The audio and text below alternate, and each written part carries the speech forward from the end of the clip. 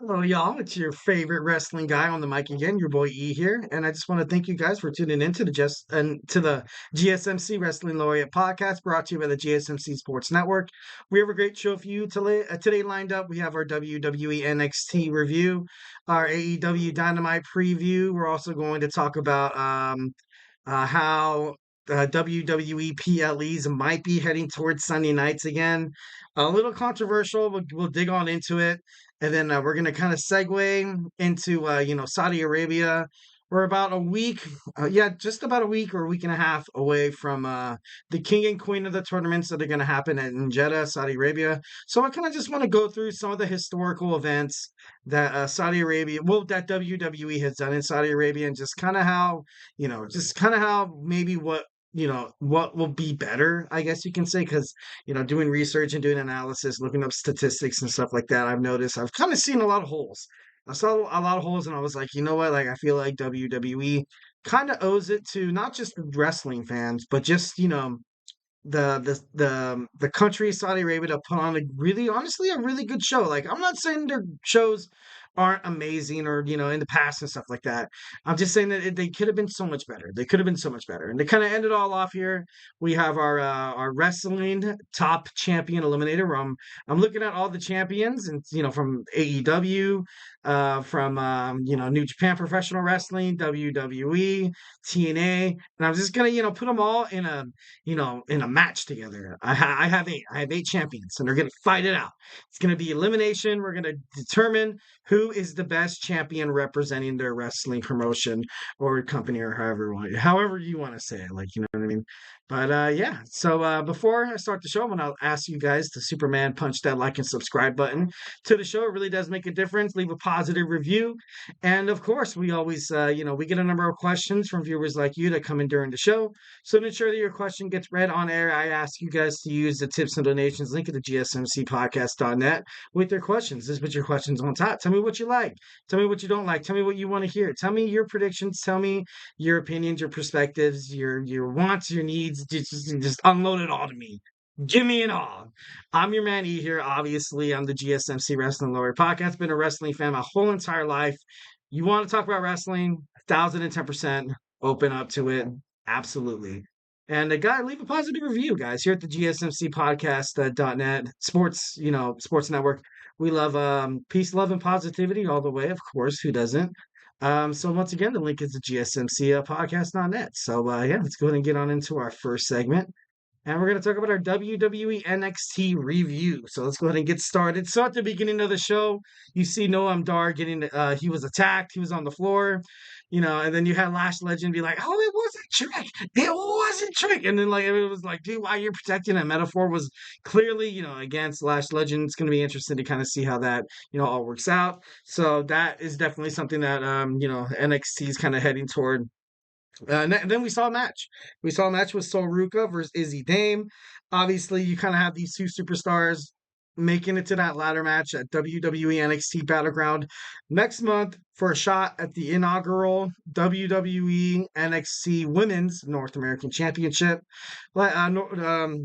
Sol Ruca, love Sol Ruca. Izzy Dame, she's good.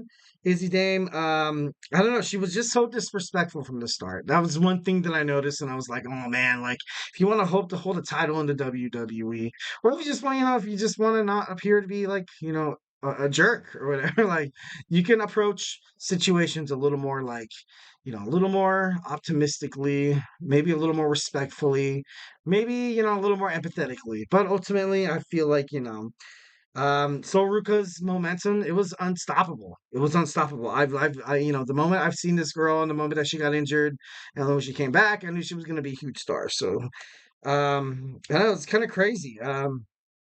But you can't take anything away from Izzy Dame. Izzy Dame kept the crowd on their toes the whole entire time. Ultimately, Sol Ruca, she was, it was crazy. She had the Soul Snatcher out of nowhere, which was, kind of, like an RKO. And the moment I saw it, I was like, what the hell? Like, I thought that was pretty crazy. I thought that was pretty crazy cool. And Soul got the victory. So she's the first woman to qualify as of, tonight on NXT. Well, yesterday. So next you saw, Tony and Ava.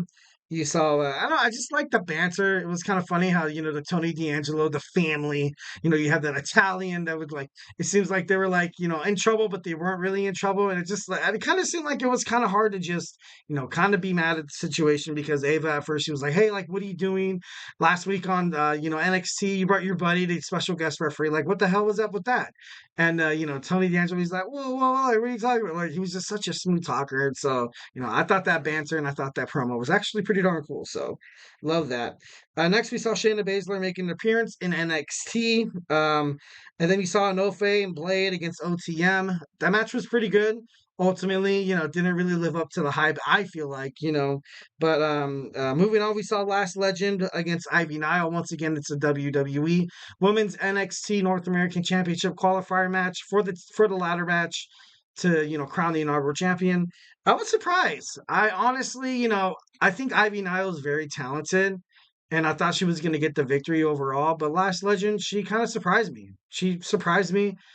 Because at first when I kind of did the review of this, no, the preview of this, and I was like, dude, I think they're kind of heading for like a Trick Williams against Metaphor, and then Last Legend comes in, kind of helping out her man or whatever, however you want to call it.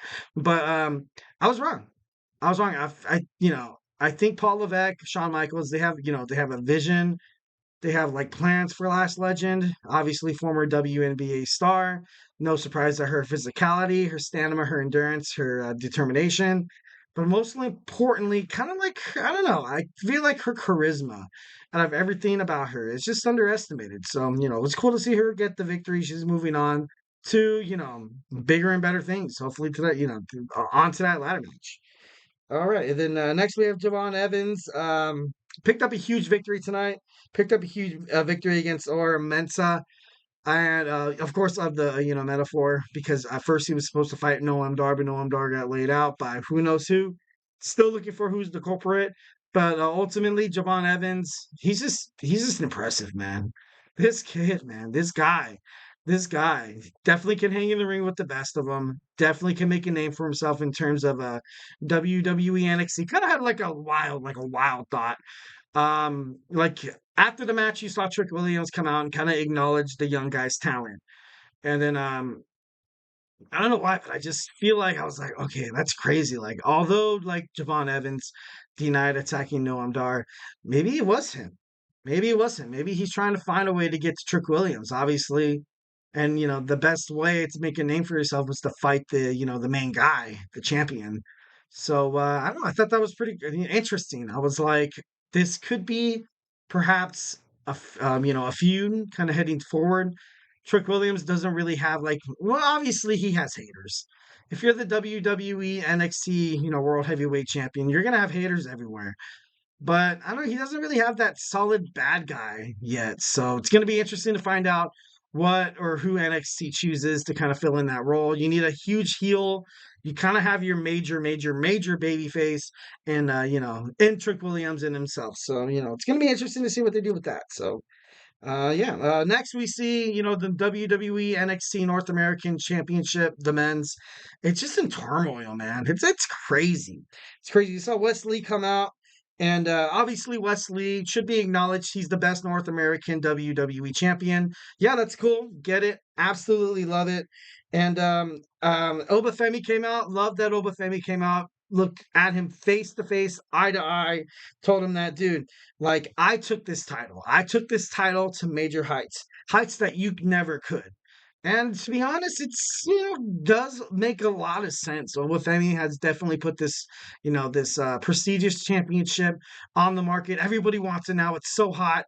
You have Ivar, Josh Briggs, and just many more.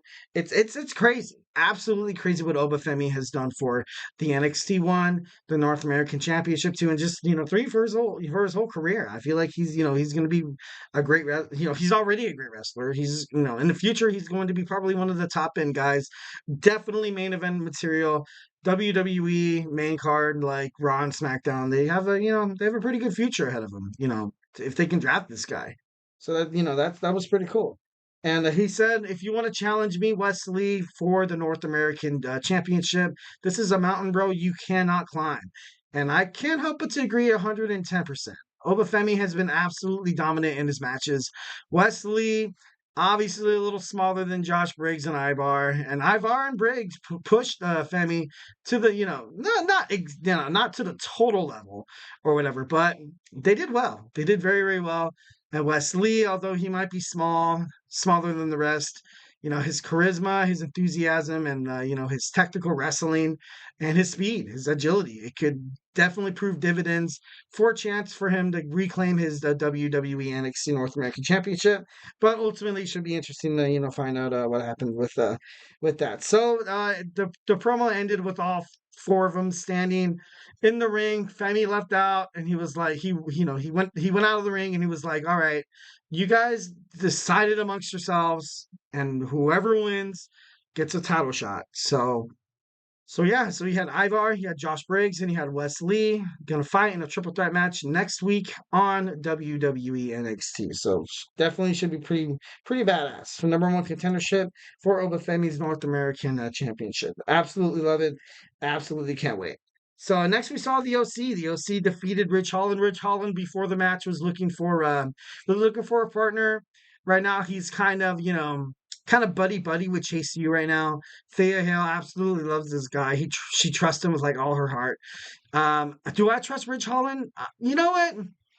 I feel like after all that's done, especially with NXT, I would love to see him like totally like turn heel and shit like and stuff like that, and like absolutely like like maybe slap it around and chase you a little bit, cost them a match or something. Because like I said before, Trick Williams needs that counterpart. Like what I mean, the Beatles needed the Rolling Stones, bro. You need to have good competition. Absolutely. Like Tom Brady, always had Eli Manning, and Eli Manning would always kick his ass. Just kidding. Just kidding. Just kidding. Just kidding. Well, not really, because he actually really did. All you Patriot fans out there, sorry, not sorry.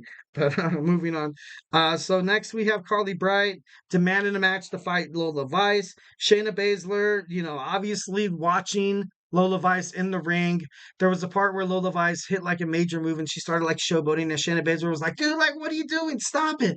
Like, what? And then she got rolled up, and then luckily Vice kicked out. If she did not kicked out, it would have been amazing. Shayna Baszler would have been like, dude, like you just freaking blew it, dude. You did it. You did it.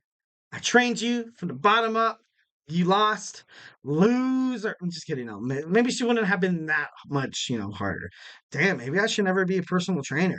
Imagine like, or like a gym trainer be like, oh, you can't give me 5 more push-ups? What a loser. Planet Fitness is laughing at you. No, I'm just kidding. That would be terrible. That'd be terrible. So then at the end of the match, you saw Petrovic and Hart go toe-to-toe with Lola Vice and Shayna Baszler. They're going to have a tag team match next week on WWE NXT. Pretty cool. And they also showed a promo of Ridge Holland. Although they lost, he earned the respect. He earned Riley of Chase U's trust and respect. So that was pretty cool. And the main event of WWE NXT featured the NXT Heritage Cup. It was a great match. We saw the Don, Tony D'Angelo of the family, against Charlie Dempsey, the No Quarter Catch Crew. Once again, the No Quarter Catch Crew don't really hold that much credibility. I feel like they don't really hold that much, like, I don't even know how to pronounce it. I don't even know what to think of it. It's not the same with that Drew Gulak. Drew Gulak was kind of like the balls of the group. Like, he was able to talk crap. He was able to kind of put matches on. He was able to antagonize and stuff like that. And without him, they're going down. They're going down. It's kind of sad because you have 3 talented superstars, no matter what. But I don't know. Drew Gulak, they kept Drew Gulak around the WWE forever. Once went 205 Live, kind of went under, which was kind of like the Cruiserweight Championship, the Cruiserweight competitors' way of kind of showcasing your skills on 205 Live. I remember it was every that doesn't make any sense. It was every Friday after SmackDown, I believe. I think it was. I don't know why I want to say Tuesday. That's crazy. I think that's crazy talk. But ultimately, you saw, Drew Gulak, out of everybody who got cut or left the company, like Mustafa Ali, T.J. Perkins. You had not Noam Dar. Who's Tony Nese And you saw, I think Cedric Alexander stayed, definitely one of the high end. Neville left, the king of the cruiserweights. And they kept Drew Gulak around, and that kind of made me a little interested and stuff like that. And Gulak wasn't released. Technically, they just never really renewed his contract, which is a cop out. It was a cop out. It was like, all right, we have to, since Ronda Rousey has a lot of like pull in terms of like the UFC, and she used to wrestle in the WWE, although she buried the WWE 1,010%, called it basically a shiitake mushrooms, promotion or whatever, and it just wasn't good. Just wasn't good. Drew Gulak wasn't re-signed. The No Quarter Catch group probably got it the worst. But I don't know, it's gonna be interesting to see where Drew Gulak ends up. Honestly, if he ends up on AEW, that would be good for AEW. I gotta be honest. I do watch AEW, and like if Drew Gulak randomly pops up, I'm gonna be like, dude, that's cool, nice.